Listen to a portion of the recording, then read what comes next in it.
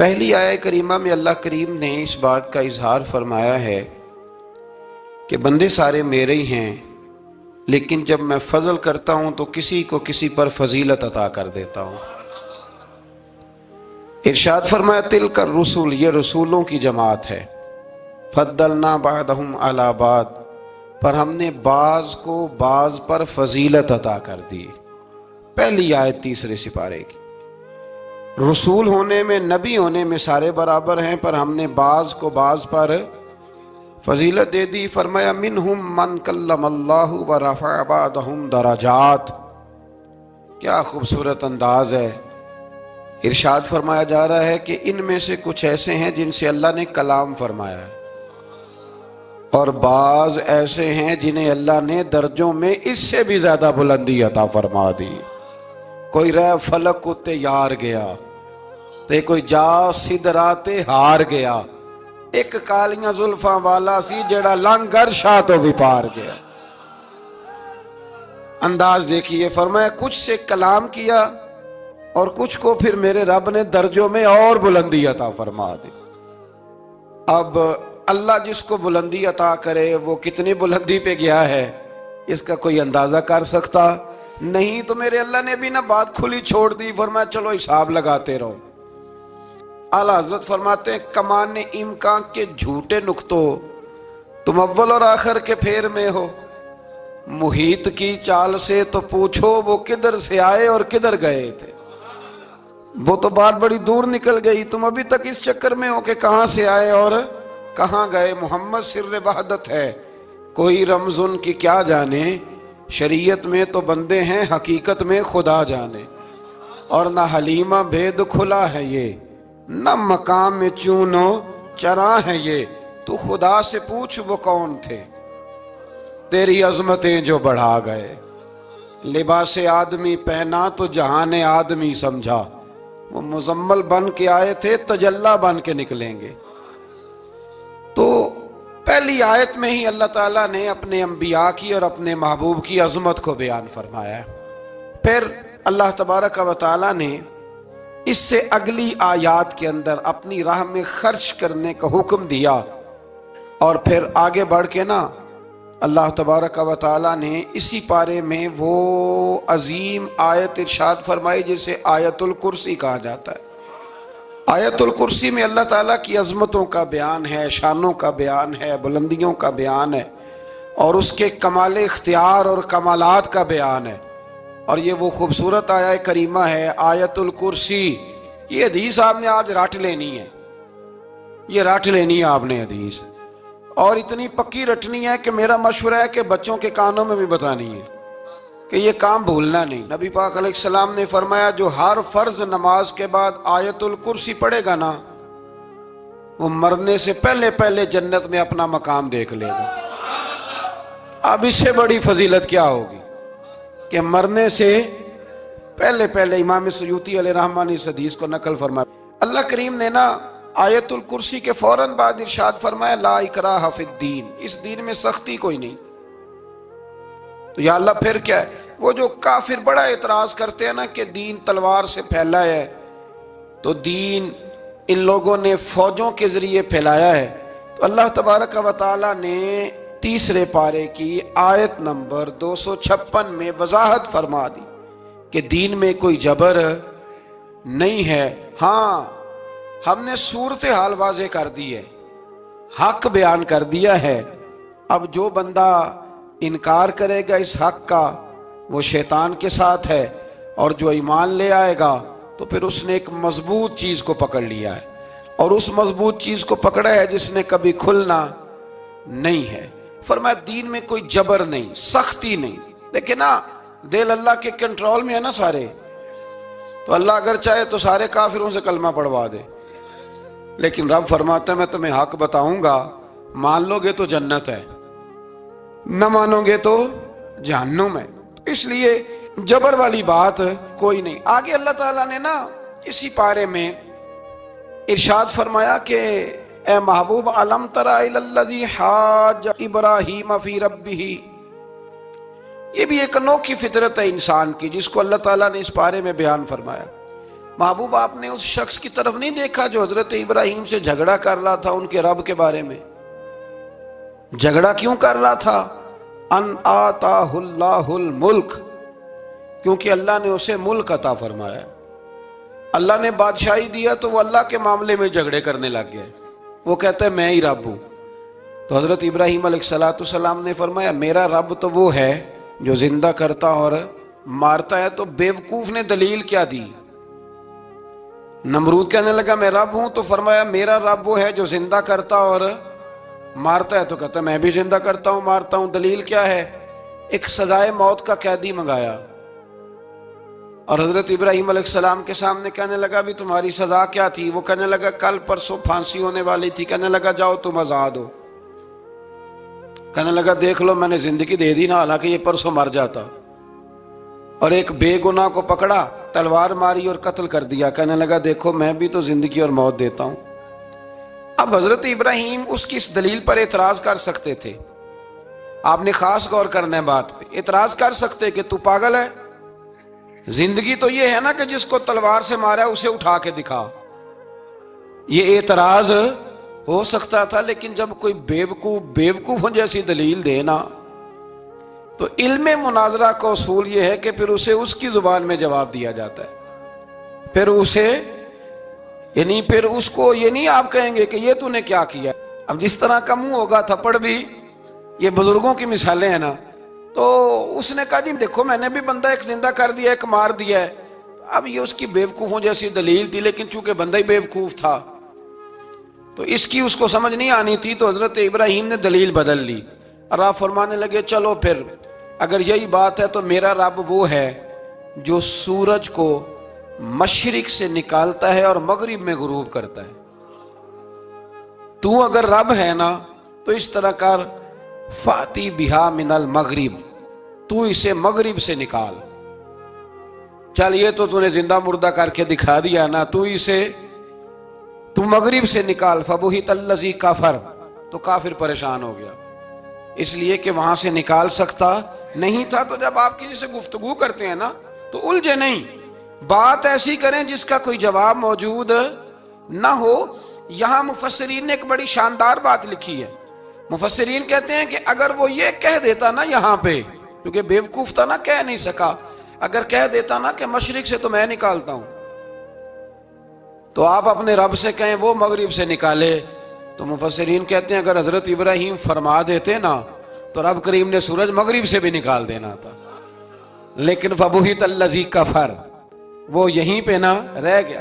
اللہ کے بندے ہیں نا، امام اعظم ابو حنیفہ رحمت اللہ علیہ کے سامنے ایک دہری آ گیا، وہ کہتا تھا کہ ساری مخلوق خود بخود بنی ہے۔ تو امام صاحب نے بھی علم مناظرہ کے ساتھ اس کے ساتھ گفتگو کی، وہ کہنے لگا جی خود بن گیا سارا کچھ۔ تو امام صاحب کہنے لگے چل چھوڑ، کل بات کریں گے تیرے ساتھ۔ وہ کل دوبارہ آیا تو امام اعظم دریا کے کنارے کھڑے تھے، کہنے لگا امام صاحب بڑے پریشان کھڑے ہو؟ تو آپ فرمانے لگے پریشان اس لیے ہوں کہ میں نے عجیب ہی نظارہ دیکھا ہے، ابھی ابھی ایک درخت خود بخود کٹا ہے اور خود بخود اس کے تختے بن گئے، خود بخود رندا چلا ہے، خود بخود کشتی بن گئی ہے، خود بخود دریا میں اتری ہے، اور خود بخود کچھ بندوں کو ادھر لے کے آنے لگ گئی ہے، کچھ کو یہاں سے ادھر لے کے جانے لگ گئی ہے، سارا کچھ خود۔ وہ کہنے لگا حضور سیانے بیانے بندے ہیں، کبھی کشتی بھی خود بخود بنی ہے، کبھی بندے خود بخود ادھر سے ادھر بھی گئے ہیں۔ آپ فرمانے لگے کشتی خود بخود نہیں بن سکتی تو اتنی بڑی کائنات خود بخود کیسے بن گئی؟ اور اگر بندے ادھر سے ادھر خود بخود نہیں آ سکتے تو بتا یہ سورج اور چاند خود بخود ادھر سے ادھر کیسے روز چلے جاتے ہیں؟ تھوڑی دیر چپ رہا، پھر آ کے امام اعظم کے ہاتھ چومے اور کہنے لگا آپ نے تو کمال کر دیا، میرا ذہن صاف ہو گیا، مجھے کلمہ پڑھائے، میں بھی مدینے والے محبوب کا غلام بن جاتا۔ تو پکی دلیلوں کے ساتھ گفتگو کرتا ہے قرآن پاک، پکی دلیلیں۔ یہ آیت سبق یہ دیتی ہے کہ آپ کسی سے بات کریں تو، اب چونکہ سپارہ لمبا ہے بات رہ نہ جائے، پر یہ مضمون اتنا شاندار ہے کہ میرا یہاں رکنے کو دل کرتا ہے۔ وہ ہمارا نظریہ یہ ہے کہ امام کے پیچھے سورۃ فاتحہ نہیں پڑھنی، اگرچہ جو پڑھتے ہیں اس پر کوئی سخت فتویٰ نہیں ہم دیتے، بعض ائمہ پڑھتے ہیں، لیکن سمجھانے کے لیے امام اعظم ابو حنیفہ رحمت اللہ علیہ کی رائے ہے کہ امام کے پیچھے سورۃ فاتحہ نہیں پڑھنی۔ ہمارے پاس دلیل ہے، قرآن کہتا ہے جب قرآن پڑھا جائے تو خاموشی سے سنو، اور حضور کا فرمان موجود ہے مصنف ابن ابی شیبہ میں کہ امام کی قرات ہی مقتدی کی قرات ہے۔ بزرگ کہتے ہیں کہ دلیل اس طرح کی دو کہ سامنے والے کے ذہن تک بات پوری اتر جائے، آپ اسے سمجھا پائیں۔ امام صاحب نے جب یہ بات ارشاد فرمائی تو کچھ لوگ آپ سے مناظرہ کرنے آ گئے، 15-20 لوگ تھے۔ ایک ادھر سے بولتا پڑھنی چاہیے سورت امام کے پیچھے، ایک ادھر سے بولتا پڑھنی چاہیے، ایک ادھر سے بولتا۔ تو امام اعظم ابو حنیفہ فرمانے لگے تم سارے پڑھے لکھے لوگ ہو، یہ گفتگو کا طریقہ ہے؟ اس طرح بات کرتے ہیں کسی کے سامنے؟ میں اکیلا ہوں اور تم 15 لوگ ہو، کوئی ادھر سے بولتا ہے کوئی ادھر سے بولتا ہے، طریقہ کرو کوئی بات کا۔ وہ چپ کر گئے، کہنے لگے ویسے ٹھیک تو ہے، ہم تو غیر مہذب ہو گئے۔ تو امام صاحب کہنے لگے ایک بندے کو منتخب کرو، وہ میرے سامنے آئے۔ انہوں نے ایک بندہ منتخب کر لیا، وہ کہنے لگا جناب یہ ہمارا نمائندہ ہے، یہ اگر جیت گیا تو ہم سارے جیت گئے، یہ اگر ہار گیا تو ہم سارے۔ تو امام صاحب کہنے لگے کیوں منتخب کیا؟ کہنے لگے جی سارے بولیں گے تو سمجھ ہی نہ آئے گی کوئی کیا کہہ رہا ہے، کوئی کیا کہہ رہا ہے، کوئی کہاں ہے کوئی کہاں ہے۔ تو امام صاحب کہنے لگے میرا بھی مسئلہ یہی ہے، ایک الحمدللہ رب العالمین پہ ہے اور دوسرا صراط الذین انعمت علیہم پہ ہے۔ تو میں بھی کہہ رہا ہوں کہ جو امام آگے لگا لیا نا اس پر اعتبار کرو، اس پر اعتبار کرو۔ تو دلیل وہ دیں کہ جو دلیل سامنے والے کے ذہن میں اتر جائے۔ چلیں جی تھوڑا آگے چلتے ہیں۔ اللہ کریم نے نا آگے ایک اور مثال بیان کی۔ یہ جو بہت سارے لوگوں کے دلوں میں خیال آتا ہے نا قبروں میں جائیں گے ہڈیاں گل جائیں گی سڑ جائیں گی تو کیسے اٹھیں گے، تو اسی پارے کی آیت نمبر 259 میں اللہ تعالیٰ نے ہمارا وہ مسئلہ بھی حل کیا اور 2 واقعات تفصیل کے ساتھ تیسرے پارے میں بیان فرمائے۔ اللہ کریم فرماتے ہیں کہ کیا آپ نے اس شخص کو نہیں دیکھا کہ جو ایک ایسی بستی پر سے گزرا وَهِيَ خَاوِيَةٌ عَلَىٰ عُرُوشِهَا، جو اپنی چھتوں کے بل گری پڑی تھی، یعنی بستی تباہ ہو گئی تھی۔ وہ آدمی وہاں سے گزرا، وہ حضرت عزیر علیہ السلام تھے۔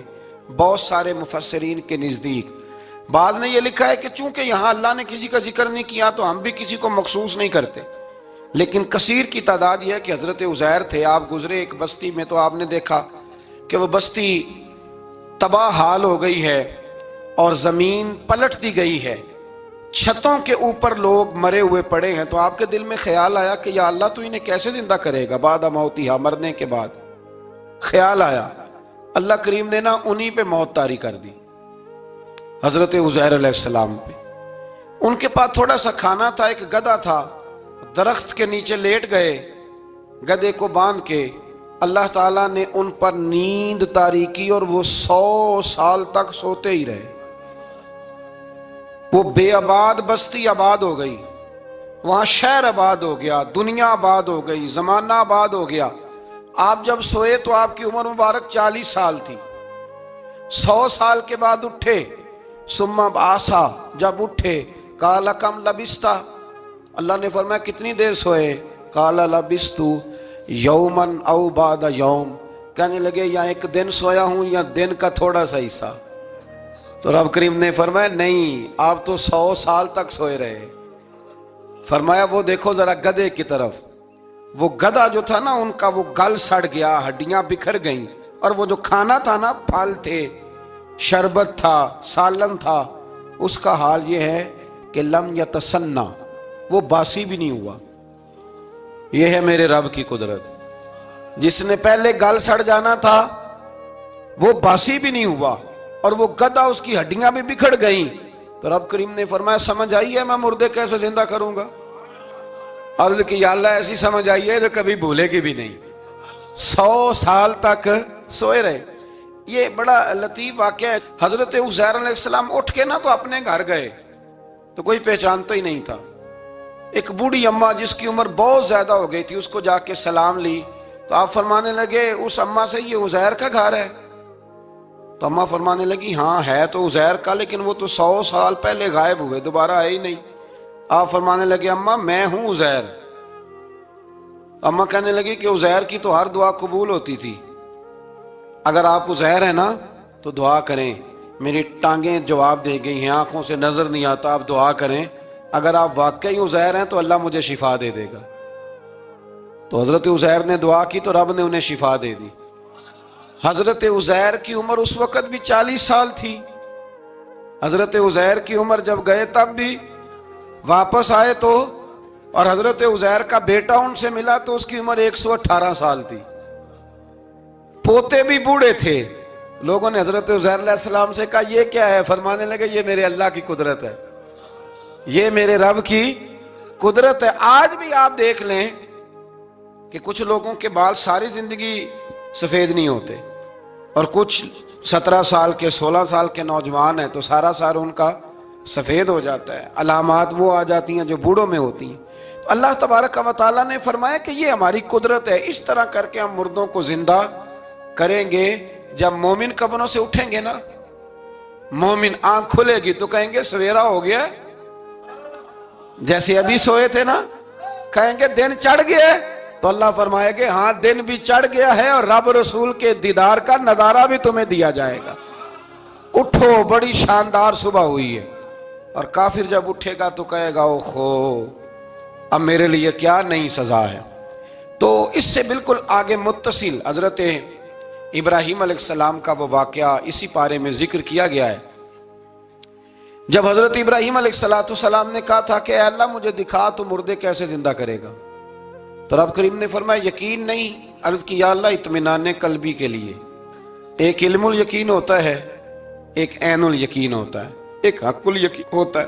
کہ یا اللہ میں اطمینان قلبی کے لیے. تو اللہ نے فرمایا 4 پرندے لے لو. حضرت ابراہیم علیہ السلام نے 4 پرندے لیے.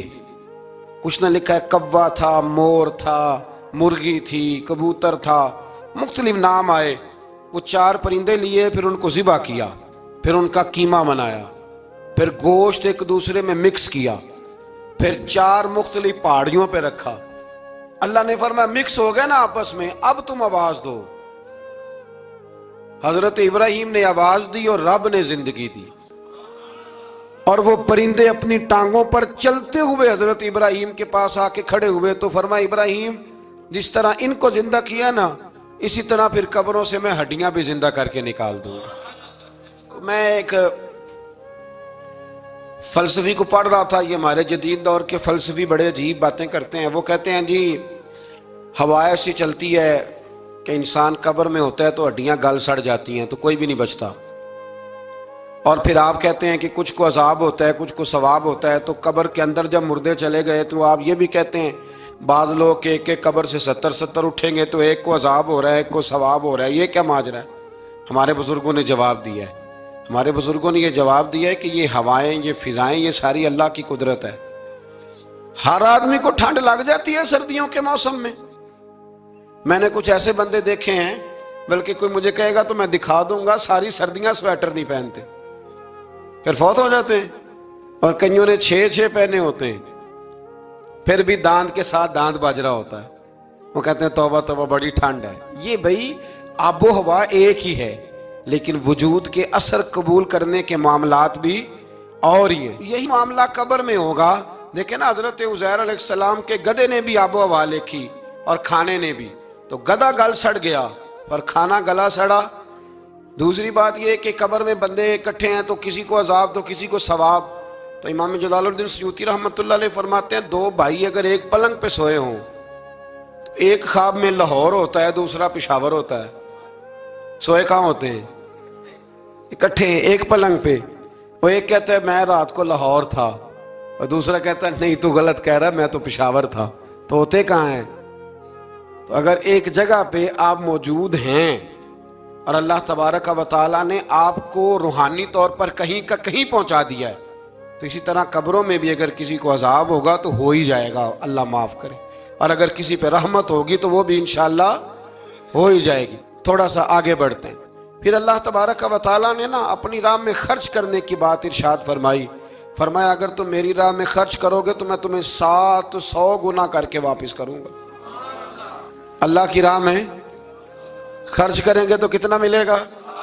یہاں بھی معاملہ یقین کرنے کا ہے. قوم کو یقین آ جانا کہ ڈبل ہو جائیں گے تو ساری قوم لٹ جاتی ہے. اگر اتنا یقین ہو جائے نا ڈبل ہو جائیں گے تو لٹ جاتی ہے.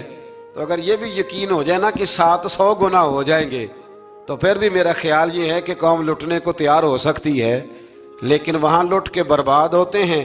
رب رسول کے رستے میں لٹیں گے تو آنے والی نسلوں کو بھی اللہ آباد فرما دے گا، اللہ آباد کر دے گا آنے والی نسلوں کو۔ تو میرے دوستو، تھوڑا سا آگے جب ہم اس پارے میں چلتے ہیں تو اللہ تبارک و تعالیٰ نے دو باتیں ارشاد فرمائی۔ ایک تو ارشاد فرمایا کہ شیطان تمہیں نا دو چیزوں کے بارے میں اکثر ورگلاتا ہے۔ ایک تمہیں کہتا ہے کہ کنجوسی کرو، فقر تنگ دستی ہو جائے گی اگر خرچ کرو گے، اور دوسرا تمہیں کہتا ہے بے حیائی کرو۔ اللہ نے فرمایا یہ دو کام تم نے کرنے نہیں، نہ تم نے بخل کرنا ہے اور نہ تم نے بے حیائی کرنی ہے۔ اور پھر آگے جا کے ارشاد فرمایا کہ دانائی بڑی حکمت ہے، عقل مندی بڑی حکمت ہے، زندگی دانائی سے گزارو۔ یؤتی الحکمت من یشاء، اللہ جسے چاہتا ہے حکمت عطا کرتا ہے۔ ومن یؤت الحکمت فقد اوتی خیرا کثیرا، اور جسے اللہ نے دانائی دی نا، عقل، اللہ فرماتا ہے اسے ہم نے خیر کثیر عطا کی۔ کام سارے ہی ہو جاتے ہیں پر جو عقل کے ذریعے کیا جائے نا، شیخ سعدی نے کہا تھا اگر تیرے پاس 1 من علم ہے نا تو 10 من عقل کی بھی ضرورت ہے، پھر وہ علم آگے پہنچتا ہے۔ 10 من، 1 من شعور کے ساتھ، دانائی کے ساتھ میرے نبی کریم علیہ السلام نے نا بڑی دانائی کے ساتھ دین پھیلایا ہے، بڑی حکمت کے ساتھ، بڑی خوبصورتی کے ساتھ۔ حضور نے، ایک شخص نے آ کے کہا یا رسول اللہ صلی اللہ تعالی علیہ وسلم میں 5 نمازیں نہیں پڑھ سکتا، 2 پڑھوں گا۔ تو صحابہ کہتے ہیں ہمارے دل میں خیال آیا کیسے اجازت ملے گی، نماز تو فرض عین ہے، ہر نماز کی ہر رکعت کا ہر سجدہ فرض ہے، اور یہ پوری 3 نمازوں کی چھٹی مانگ رہا ہے۔ لیکن حضور نے حکمت سے دین پھیلایا، دانائی سے۔ مسند امام احمد بن حنبل میں موجود ہے، حضور نے فرمایا اگر 2 نمازیں پڑھو گے، 3 نہ پڑھو گے تو کلمہ تو پڑھ لو گے نا دل سے۔ حضور پڑھ لوں گا، فرمایا چل تو 2 ہی پڑھ لینا، کلمہ پڑھ صحیح۔ حضرت ابو ہریرہ کہتے ہیں اس نے 3 نمازوں کی چھٹی کی شرط پر کلمہ پڑھا، ابھی پورا ہفتہ نہیں ہوا تھا کہ اس نے 5 نمازیں کیا تہجد بھی شروع کر دی۔ اس شخص نے پھر اشراق اور چاشت بھی پڑھی، وہ ساری رات مصلی پہ بھی بیٹھا۔ لہٰذا دانائی کے ساتھ، گھر بھی آپ کا حکمت سے چلے گا، دانائی سے چلے گا، دکان بھی آپ کی حکمت اور دانائی سے چلے گی۔ تو مسلمان اس کو نہیں کہتے جو جذباتی ہو جائے، جو فٹافٹ مرانے پہ اتر آئے، اس کو کہتے ہیں جو بڑی دانائی کے ساتھ، حکمت کے ساتھ چیزوں کو لے کے آگے بڑھتا ہے۔ پھر اللہ تبارک و تعالیٰ نے نا 5ویں سے 6ٹھے رکوع میں سود کی حرمت بیان کی، اور اللہ کریم نے فرمایا کہ یہ جو لوگ کہتے ہیں نا کہ سود بھی تجارت کی طرح ہی ہے، یہ بھی تو کاروبار ہی ہے، فرمایا قیامت کے دن یہ اس طرح کھڑے کیے جائیں گے جس طرح کسی کو شیطان چھو لینا، شیطان چھوتا ہے تو وہ آدمی یوں ہو جاتا ہے جیسے پاگل ہو گیا ہے۔ تو ان لوگوں کو جو سود اور کاروبار کو ایک کہتے ہیں، انہیں بھی قیامت میں پاگلوں کی طرح کھڑا کیا جائے گا۔ اور پھر اللہ تعالیٰ نے حکم دیا، فرمایا سود چھوڑ دو جو باقی رہ گیا ہے، اس سے جان چھڑا لو، اور اگر تم نے ایسا نہ کیا فَإِن لَمْ تَفْعَلُوا، اگر تم نے ایسا نہ کیا فَأْذَنُوا بِحَرْبٍ مِّنَ اللَّهِ وَرَسُولِهِ، پھر اللہ اور اس کے رسول سے جنگ کرنے کے لیے تیار ہو جائے۔ طویل ترین آیت قرآن مجید کی، آیت نمبر 282، اس میں اللہ تعالیٰ نے فرمایا جب بھی تم نے لین دین کرنا ہے اسے لکھنا ہے۔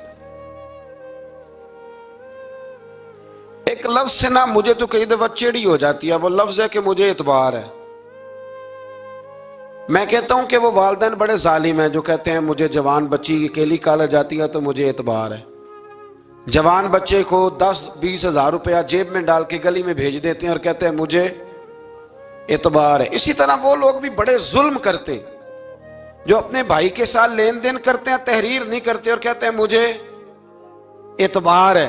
اللہ کو بھی تو اعتبار ہے نا اپنے بندوں پہ، تو رب فرماتا ہے میرے بندو جب لین دین کرو تو اسے لکھ لو، یہ قرآن کا حکم ہے، یہ میرے رسول کی سنت ہے، یہ میرے نبی کا طریقہ ہے۔ جب بھی لین دین کریں اسے تحریر کریں، اسے طے کریں، اچھے طریقے سے نوٹ کریں، تاکہ وہ کسی جگہ پہ جا کے بھی کوئی معاملہ بھی کمزوری کا باعث نہ بنے۔ تو اس آیہ کریمہ میں اللہ کریم نے یہ بھی ارشاد فرمایا کہ للہ ما فی السماوات و ما فی الارض، آگے جا کے فرمایا کہ زمین آسمان میں جو کچھ بھی ہے ان سب کا مالک اللہ ہے۔ ہمیں اللہ نے جو کچھ دیا نا وہ استعمال کرنے کے لیے دیا ہے۔ اگر ہم مالک ہوتے تو قیامت میں حساب نہ دیتے. مالکوں نے کبھی حساب نہیں دیا، حساب تو منشی دیتے ہیں. اللہ نے ہمیں استعمال کرنے کے لیے چیزیں دی ہیں، اس لیے اللہ فرماتا ہے ثم لتسألن یومئذ عن النعیم. قیامت میں نا میں تم سے ایک ایک نعمت کے بارے میں سوال کروں گا. تو یہ ساری امانتیں ہیں اللہ کی، جتنا کچھ ہمارے پاس ہے، وہ کوئی بھی صلاحیت ہو، کوئی بھی قوت ہو، تو اس کو صحیح صحیح استعمال کریں امانت کو. پھر میرے عزیز، اللہ تبارک و تعالیٰ نے نا اس سورہ مبارکہ کے آخر میں ہمیں ایک دعا سکھائی ہے. وہ بڑی شاندار دعا ہے، ہر چیز طلب کرتی ہے کہ اس کو پڑھا جائے، دیکھا جائے، پر اس دعا کے آخری لفظ یہ ہیں واعف عنا، اللہ ہم سے درگزر فرما. اور آخری لفظ یہ ہیں کہ واغفر لنا، اللہ ہمیں بخش دے، وارحمنا، اور اللہ ہم پہ رحم فرما، اس لیے کہ انت مولانا، تو ہی ہمارا مددگار ہے. فانصرنا علی القوم الکافرین، اللہ کافروں کے مقابلے ہمیں ہماری مدد فرما. تو پھر آگے سورہ آل عمران شروع ہوتی ہے. سورہ آل عمران کے بالکل ابتدا میں اللہ کریم نے فرمایا کہ قرآن پاک میں دو قسم کی آیات ہیں. کچھ آیات بالکل واضح ہیں اور کچھ آیات ایسی ہیں کہ جو متشابہ ہیں، جن کو سمجھنے کی ضرورت ہے. تو فرمایا جن کے دلوں میں کجی ہے نا، کھوٹ ہے، وہ متشابہ آیات کے پیچھے جاتے. کچھ آیات بالکل واضح ہیں، کچھ کو سمجھنے کی ضرورت. تو دو لوگ قرآن پڑھ پڑھ کے فساد برپا کرتے ہیں، یہ وہ لوگ ہیں جو متشابہات کے پیچھے لگتے ہیں، واضح آیات کی طرف نہیں جاتے. ہمارے زمانے میں بھی ہم دیکھتے ہیں کہ قوم یہ جو واضح آیات ہیں ان پر عمل نہیں کرتی، بلکہ کچھ ایسی آیات، کچھ ایسی باتیں جن کو بڑی گہرائی اور گہرائی سے سمجھنے کی ضرورت ہے وہ لے کے آ جاتی ہیں، کہتے ہیں یہ فلسفہ بیان کریں. تو میں کہا کرتا ہوں جو سیدھی سیدھی چیزیں ہیں پہلے ان پہ عمل کر لو نا. نمازیں 5 فرض ہیں، وہ پہلے پڑھو نا. ماں باپ کی خدمت فرض ہے، وہ کرو. حق سچ بولو، حلال روزی کھاؤ، جو ہے وہ دیانتداری کا مظاہرہ کرو. تو یہ کام کرو نا.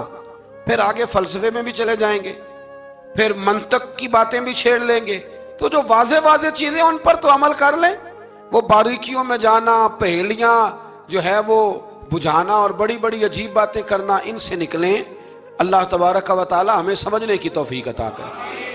پھر اس سے آگے جا کے نا تو اللہ تبارک و تعالی نے اسی آیہ کریمہ کے اندر حضرت مریم کا ذکر فرمایا ہے.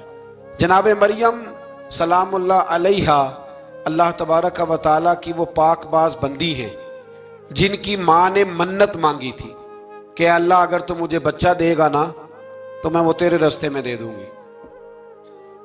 یہ حضرت عمران علیہ السلام کی صاحبزادیاں جناب مریم اللہ کی ولیاں ہیں. عورت نبی ہو سکتی، یہ کیا ہیں؟ اللہ کی ولیہ. تو حضرت مریم جب وہ بچہ پیدا ہوا ان کی ماں نے منت مانگی تھی. یہ قرآن مجید ہے، یہ 3 پارہ ہے اور اس کی جو آیات ہیں وہ ہیں آیت نمبر 34-35. اس سے آگے جب آپ چلیں گے تو یہ سارا مضمون سورہ آل عمران میں آپ کو ملے گا. تو جب آپ کی ولادت ہوئی تو بیٹی پیدا ہو گئی. تو اب حضرت جناب مریم سلام اللہ علیہا کی جو والدہ تھی نا، وہ ان کو لے گئی جناب زکریا علیہ السلام کے پاس. وہ ان کے خالو تھے. کہا میں نے منت مانگی تھی کہ میں بچہ ہوگا تو مسجد کے لیے وقف کروں گی، تو اللہ نے بچی دی ہے. تو حضرت زکریا نے جناب مریم کے لیے اوپر چھت پہ ایک محراب بنا دیا. وہ محراب کے اندر رہتی تھی، وہاں عبادت کرتی تھی. حضرت زکریا آپ کے خالو بھی تھے، اللہ کے پیغمبر بھی تھے. وہ وہاں بیٹھا کرتے تھے اور ان کی پرورش کرتے، کھانے پینے کا خیال کرتے. بڑی خاص بات ہے، عقیدے کی بات ہے. جب سے پہلا سپارہ ہم نے شروع کیا نا تو تھوڑی سی دیر کے بعد وہ عقیدہ آ جاتا ہے جس عقیدے پہ اللہ تعالیٰ نے مجھے اور آپ کو قائم رکھا ہوا ہے. ذرا دیکھیں یہاں بھی بات کھل کے کیسے واضح آتی ہے. حضرت جناب مریم جب جوان ہو گئیں تو حضرت زکریا ایک دن اندر داخل ہوئے تو دیکھا کہ وہاں بے موسم پھل پڑے ہوئے ہیں. موسم بھی نہیں ہے اور وہ پھل موجود ہیں. تو اللہ کے نبی نے اللہ کی ولیہ سے پوچھا کہ یہ کہاں سے آئے؟ انا لکی ھذا، پوچھنے لگے حضرت زکریا یہ کہاں سے آئے؟ قالت ہوا من عند اللہ. تو حضرت مریم کہنے لگی یہ میرے اللہ کی طرف سے آئے ہیں، یہ مجھے اللہ نے دیے ہیں. اور ان اللہ یرزق من یشاء بغیر حساب، اور جب رب کسی کو رزق دیتا ہے تو پھر بغیر حساب و کتاب ہی عطا فرماتا ہے۔ تو حضرت زکریا کے پاس اولاد کوئی نہیں تھی، بوڑھے ہو گئے تھے۔ جب دیکھا نا کہ اللہ کی ولیہ کو اللہ نے بے موسم پھل دے دیے تو خیال آیا کہ میں بھی بوڑھا ہوں، میری بیوی بھی بوڑھی ہے، تو اگر رب اپنی ولیہ کو بے موسم پھل دے سکتا ہے اور دیتا ہے اپنے کرم سے، تو اپنے نبی کو بھی تو بغیر موسم کی اولاد دے ہی سکتا ہے نا۔ اب موسم تو گزر گیا، بڑھاپا آ گیا، لیکن وہاں کھڑے ہو کے حضرت زکریا نے دعا مانگی، رب نے قبول فرمائی، اور حضرت یحییٰ علیہ السلام حضرت زکریا کو عطا فرمائے۔ تو اگر ولیہ کی محراب کے پاس کھڑے ہو کہ اللہ کے نبی دعا مانگے تو رب قبول فرماتا ہے، تو ہم داتا علی اجمیری کے مزار پہ جا کے دعا مانگے تو، ہم غوث اعظم جیلانی کے مزار پہ جا کے دعا مانگے تو۔ امام شافعی فرماتے ہیں جب بھی کوئی مشکل پیش آتی ہے میں امام اعظم کی مزار پہ جاتا ہوں اور قریبی مسجد میں 2 نفل پڑھ کے ان کے مزار پہ دعا مانگتا ہوں، اللہ میری ہر مشکل کو آسان فرما دیتا ہے۔ تو بھئی یہ تو قرآن مجید کی آیات ہے نا، ان کو تو کھول کے دیکھو نا، کوئی اور معنی اس آیت کا، کوئی اور تفسیر، کوئی اور مفہوم۔ حضرت زکریا اس کے علاوہ بھی تو دعا مانگ سکتے تھے نا، لیکن انہوں نے جناب مریم کے پاس بغیر موسم کے پھل دیکھے تو دعا مانگی، بغیر موسم کے پھل دیکھے، اور یہ بھی اللہ کا فضل ہے کہ ولیہ کے پاس دیکھے تو ولیوں والا مسئلہ حل ہو گیا۔ اگر وہ نبی ہوتی تو لوگوں نے فٹافٹ کہہ دینا یہ تو نبیوں کی بات ہے۔ تو میرے بھائی اگر کسی کو بغیر موسم کا پھل چاہیے تو کسی ولی اللہ کے پاس جائے، کسی اللہ کے نیک بندے کے پاس جائے، رب بے موسم پھل بھی عطا کرتا ہے۔ تو پھر اللہ تبارک و تعالیٰ نے آگے جا کے نہیں آیات میں ارشاد فرمایا کہ ہم نے جناب مریم کو بغیر شادی کے بیٹا بھی عطا کیا، اور بیٹا بھی وہ عطا کیا کہ جو اللہ کے نبی ہے، اور بیٹا بھی وہ دیا جنہوں نے پنگوڑے میں باتیں کرنی شروع کر۔ یہ میری خواہش ہے کہ یہ آیتیں آپ نے ضرور پڑھنی ہیں، یہ آیت نمبر 39 اور 40، انہی پر میں بھی بات ختم کر رہا ہوں۔ حضرت عیسیٰ کی شان رب کریم نے بیان فرمائی، یہ اللہ کا قرآن ہے، یہ اللہ کا قرآن ہے۔ ان کی شان کیا ہے کہ حضرت عیسیٰ علیہ السلام فرماتے ہیں کہ میں نا مٹی کی مورت بناتا ہوں، پھر اس میں پھونک مارتا ہوں، مٹی کا پرندہ بنا کے اس میں پھونک مارتا ہوں، میں پھونک حضرت عیسیٰ مارتے ہیں، اور جناب عیسیٰ کہتے ہیں وہ اللہ کے حکم سے اڑنا شروع کر دیتا ہے۔ پھونک کس نے ماری؟ اڑایا کس نے؟ میں اتنی سی بات ہے، اس کو سمجھ لیں۔ حضرت عیسیٰ کہتے ہیں میں مٹی کی مورت بنا کے اس میں پھونک مارتا ہوں تو اللہ کے حکم سے زندہ ہو جاتی ہے، اڑنے لگتی ہے۔ حضرت عیسیٰ فرماتے ہیں میں تندرست کرتا ہوں مادرزاد اندھوں کو، لا علاج کوڑوں کو، اور میں مردے بھی زندہ کرتا ہوں، کرتا اللہ کی اجازت کے ساتھ۔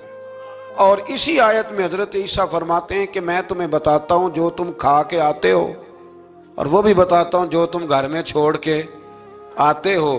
تو حضرت عیسیٰ علیہ السلام مٹی کا پرندہ بنا کے پھونک ماریں تو رب اس میں جان پیدا کر دے، مردے میں جان بھی پیدا کرتے ہیں، اور پھر حضرت عیسیٰ مادرزاد اندھ اور کوڑوں کو آنکھیں بھی دیتے ہیں اللہ کے حکم سے، اور پھر حضرت عیسیٰ علیہ السلام مردہ بھی زندہ کرتے ہیں اس کی اذن سے، جو کھا کے آتے ہیں وہ بھی بتاتے ہیں، جو چھوڑ کے آتے ہیں وہ بھی بتاتے ہیں۔